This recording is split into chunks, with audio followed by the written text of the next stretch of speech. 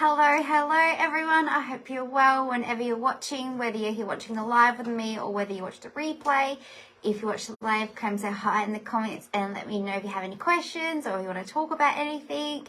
It's so powerful to watch live, so you can ask any questions and so I can support you throughout the live. And if you watch the replay, hashtag replay, and still say if you have any questions, because I love knowing you're here and I love supporting you, whether you're able to watch the live or whether you're able to just watch the replay. So let me know how you're going and if there's any way that I can support you. And for those of you that are new to this Facebook community called Anxiety Warriors of Zoe Jean, my name is Zoe Jean. And hi Carly, thanks for watching. Hi Kennedy, thanks for watching. Hi Veronica, thanks for watching. Let me know in the comments if you guys have any questions or how you're going today. So for those that are new here, my name is Zoe Jean and I'm an anxiety and mindset coach. So I help women to heal their anxiety from all over the world, focusing on the Rewrite Your Anxiety method. So if you're, struggling with anxiety at the moment, if you live in a place of fear, panic, overthinking, you're trying to control situations, maybe you're constantly on edge, then the Rewrite Anxiety is the method for you, right? It's a place that gives you everything you need to heal your anxiety. It gives you the mindset work, it gives you the body connection work, the nervous system regulation work, and the habit work. And it can help you, come to a place of inner peace, safety, being present in the moment, happiness, confidence, self-love, belief and trust in yourself, and so much more. And this is why, I created the Rewrite Your Anxiety method, because I felt stuck for so long, seeing counselors, therapists, psychologists, getting nowhere because they were essentially only talking to me about my problems and about my trauma, which essentially made it worse. And I was sort of reliving the trauma and the anxiety and the negative conditioning, and it was not right. And then other than that, being told to meditate. It's I'm chronically anxious, trying to deep breathe and meditate makes me feel worse. That's why I'm so passionate about this method that I've created, because it not only has helped me to heal, but also the lives of women from all over the world. I'm glad that you're good. I'm good, thank you. And what I use in this, process is obviously trauma-based techniques and therapies to help you release the trauma from your body and from your mind, because a lot of the times what people focus on is only the mind when you need to focus on the body and the mind. With the subconscious mind reprogramming, I also use a technique called talomotherapy, which was also used on war victims that were in the war many years ago. It's been, proven to work on those victims to release traumas and everything that when they were serving in the war, because obviously being in the war would be a pretty traumatic thing. So it also helped them with that as well. So, and then obviously nervous system regulation, right? It's all the traditional techniques that kind of help you regulate your nervous system and essentially widen your window of tolerance, right? Because you want to regulate your nervous system and then widen your window of tolerance, because the wider that window of tolerance is, the more everyday things that stress you out and make you anxious and that go wrong, the more of those sort of things you can handle without it making you spiral out of control and get really dysregulated. And then essentially once you get dysregulated, cause you to essentially stay there, because that's obviously not what you want. So it's about giving you all the techniques to widen your window of tolerance as much as possible so you can handle stuff. And then if you do end up getting dysregulated, you have the tools and practices to, regulate your nervous system and your body again and bring you back to that window of tolerance. Because obviously, the longer you are in, the longer you're in the dysregulated nervous system, the smaller your window of tolerance gets. So it's really, really important to widen that window of tolerance and learn how to regulate yourself if you go back into those, that state. And if anyone has any questions about that, let me know, because I know when you're new to it, it can kind of seem overwhelming or confusing. And if you don't really know what any of the words mean, I do my best to kind of explain it in a way that's easy to understand. But if you have any questions, let me know. I'm happy to explain further. But yeah, it's essentially just the practice I'm absolutely loving. And Alex, for example, is one of my clients who is watching. Hello, Alex. We actually just finished a session together, so she knows all about how powerful this work is. and that you don't essentially have to understand and know all the answers before starting. I help you through the whole process. You don't have to know what it means at all. And today's live is essentially about attachments, right? Because a lot of the times with anxiety, we also get attachments to things. We attach to a certain outcome. We attach to needing to control situations. We sometimes attach ourselves in relationships, and we can get an unhealthy, anxious attachment style. And essentially, getting attached to anything is essentially, obviously not what you want to do, right? As soon as you attach to something, it creates unhealthy attachments and expectations, and you kind of set on that outcome. So then if you don't get that outcome, then essentially it's going to really affect your mental health and get you down and affect the rest of your day and affect maybe even your whole life if you allow it to.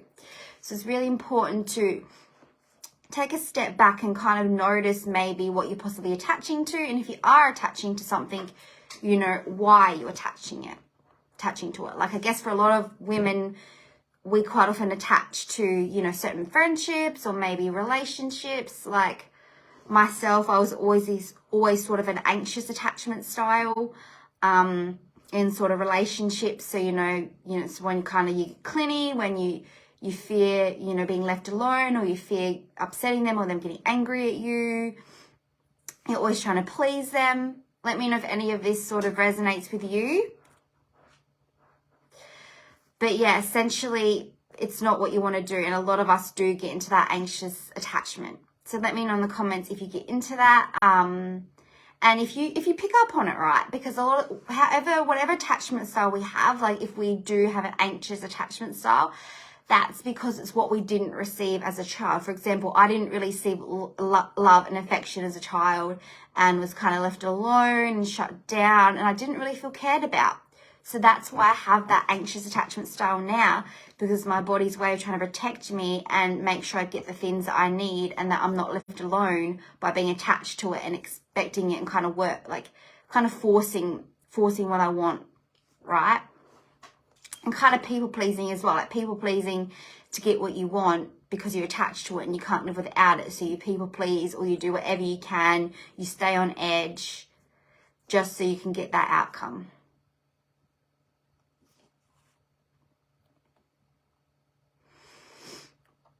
So yeah, let me know if this resonates.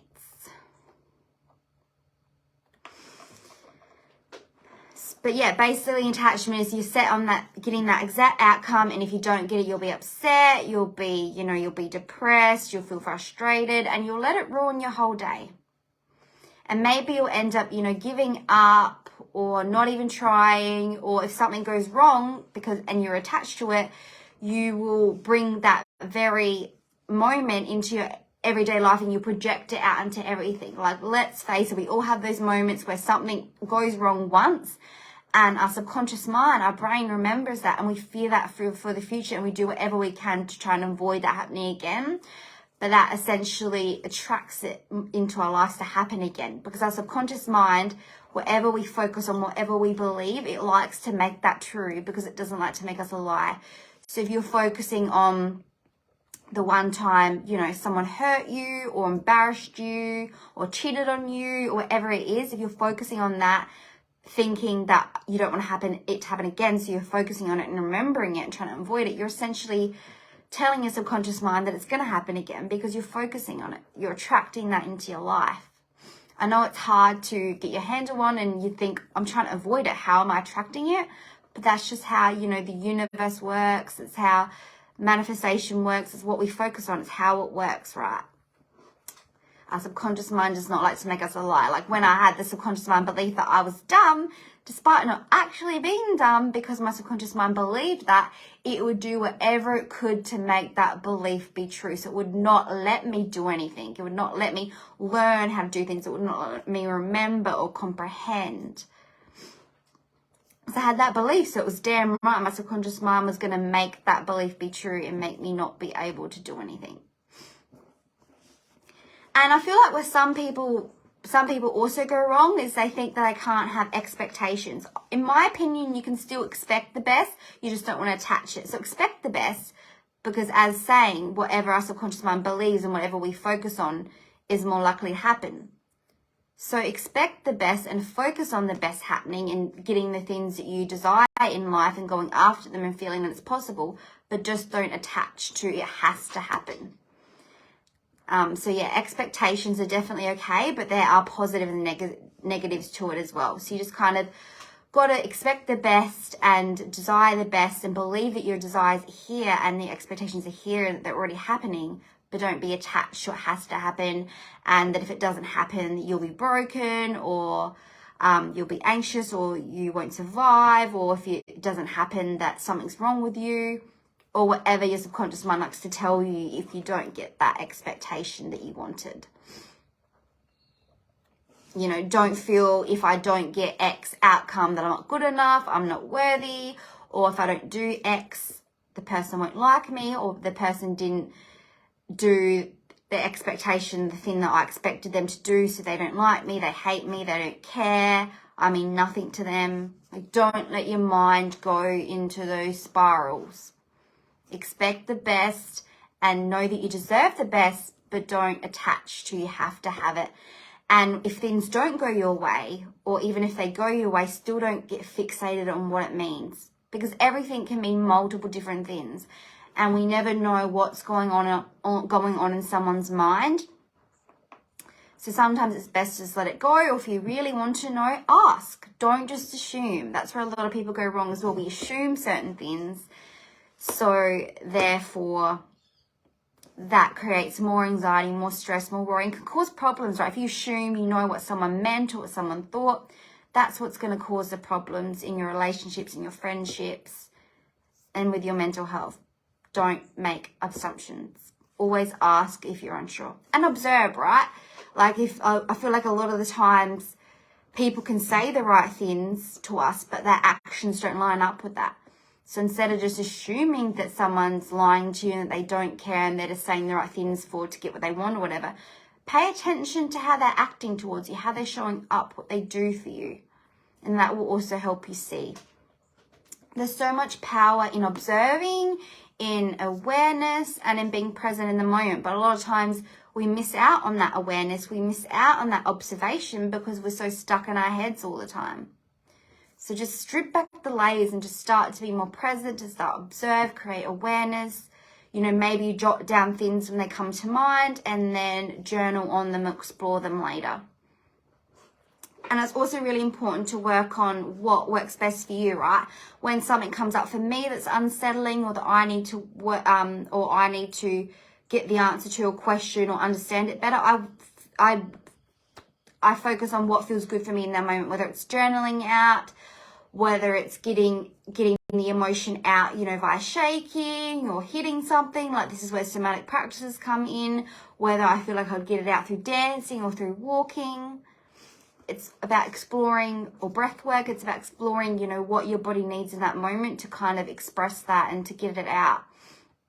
Because you never want to just leave it trapped inside your body, because that's where a lot of trauma gets stored, and that's where all our negative conditioning and everything gets stored, and it gets worse and worse over time because we essentially usually suppress it and it gets trapped in our body and mind. So start to even explore whatever comes up for you. As I said, if you can't explore it straight away because you're at work or you're out with family, whatever, write it down and then come back to it later. And yeah, find what works for you, whether it's journaling about it, you know, dancing to it, doing somatic practice, getting out in nature, what makes you more present and what helps you get it out and what helps you feel safe to get it out. Because a lot of the times why we also have attachments to things and why we also suppress things is because we don't feel safe. We don't feel safe to not have attachments to things. We don't feel safe to bring things up and to process things and move past it because it feels uncomfortable. It doesn't feel safe because we don't have that safetiness in our body. So even start to ask yourself, is there a particular part in your body that you feel the most safest? Like for me, it's definitely in my belly, because obviously when I was chronically anxious, my belly was like, so freaking tense. And now it just feels relaxed 24/7. Even if I do have anxious moments, it always feels relaxed. So whenever I need that safety feeling, whenever I need to connect back into my body and come back to a place of peace and calm, I always just feel my belly, and straight away I feel safe again. I feel at home again. I feel okay to express myself, and I know that I'm going to be okay no matter what. So I really invite you to pay attention and ask yourself, is there anywhere in your body that you feel the most safe, and how you can connect to that place? Or is there any particular person that makes you feel safe, a place that makes you feel safe, an object that makes you feel safe? Because that's really important as well. Pay attention to what makes you feel safe and how you can spend more time around that. Or maybe say if it's a particular person that makes you feel safe, obviously you can't make that person go everywhere with you. Is there some object that reminds you of them, or something of theirs that you can, take with you to help you feel more safe? Because it's really important to have that safety anchor to feel safe also when doing this work. Because otherwise it's not going to work. You're going to keep suppressing things and holding on to things, and your body and mind's not going to allow certain things to come up if you don't feel comfortable and safe to do so. So really start to focus on that safety anchor as well. Hi Maddie, thanks for watching. So yeah, I hope that, helps, and helps you know to not have attachments to things, and to just start to explore things, start to get some awareness, because it's really going to make the world of difference. Because again, at the end of the day, attachment comes from not feeling safe. You don't feel safe in your body, you don't feel safe in your life, you don't feel safe for just going with the flow. So you like to control situations, you like to attach yourself to certain things to get certain outcomes. So if this resonates with you, if you feel that you attach to certain things, you try and control situations, you just don't feel safe, then maybe the nervous system, one of my freebies, a nervous system regulation book, maybe that will work for you. If you'd like to get your hands on the nervous system regulation book that gives you tools and techniques to use to help you regulate your nervous system, that you can use every day, you can use in times of anxiety, then let me know. I can send you a link for that. And if you're wanting to learn more about doing this work together, about healing your anxiety, but getting the full process needed to heal your anxiety, so you can come back to a place of inner peace, happiness, calm, safety in your body, self-love, and so much more, just like my client Alex has that's watching, then please feel free to reach out as well. Otherwise, I might put a link in the comments if anyone would like to book a free call just to learn more and see if this works for you. Because I know that everyone's different, right? It took me 14 years to find the right support for me. So if I'm not the right support for you, that's totally cool, but you're not going to know unless you book a free call with me and find out. And I'm more than happy to chat things through with you and see what will work for you, whether that's working with me, someone else. And at the very least, you'll at least go away with actionable tools and steps to find out if this isn't right for you, what might be, or if this is right for you, how you can get started on that journey. And it will help you bring that awareness to what is currently going on in your life, right? Because nothing can change unless we're aware of it, right? Like a lot of times we say stuck is because we don't actually know exactly why we're stuck, what's keeping us stuck, and we also don't know where we want to go. It's just like, it'd be the same as, driving blindfolded. You can't get to your destination if you can't even see where you're going. So you can't get to your dream life, to being healed from anxiety, unless you currently, first of all, know where you are and know where you want to go. But a lot of the times when we're stuck in that chronic anxiety, we don't feel safe. We don't feel safe to, sorry, I lost my train of thought for a second because I was looking at a comment. But we don't feel safe to, a lot of the times we don't allow ourselves to see where we want to go because we don't feel safe to see that. We don't feel that it's possible. We feel like we don't want to expect the best or think about what we want because it doesn't feel possible. We feel like we'll get our hopes up, we'll let ourselves down, it will make us feel worse, etc. So a lot of times we don't allow us to see that. But the mind, subconscious mind, doesn't know the difference between what is right or wrong. So if you believe something, if you start to manifest it, if you start to focus on it, eventually your actions and stuff will start to align, and you'll start to be able to bring your visions to life, your manifestations to life. That's also where this work is really beneficial, because sometimes you can visualize certain things if you focus on it enough, but if your subconscious mind doesn't believe what you're saying is true and possible and that you're worthy of it, that you deserve it, then it will self-sabotage you.